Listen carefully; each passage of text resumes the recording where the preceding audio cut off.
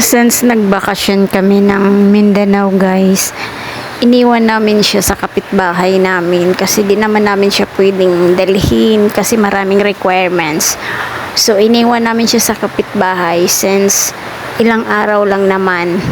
And then pag uwi ko guys, yun, pag nakita niya ako lalabas lang sa gate, wala na, nakasunod-sunod na yan siya.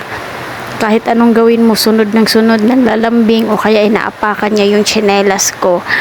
And then nagliligpit ako niyan guys sa mga gamit kasi nga nung bumalik na kami, nililigpit ko yung nasa mga malita namin na gamit. Hindi siya umaalis, sumasakay na siya.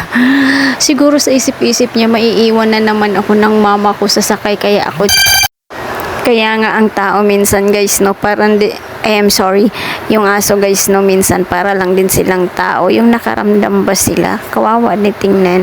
Kaya nga niloloko na lang ng anak ko, nilalagay sa malita kasi ayaw niyang umalis talaga, gusto talaga niya magsakay-sakay na lang sa malita, kaya niloloko namin, kawawa din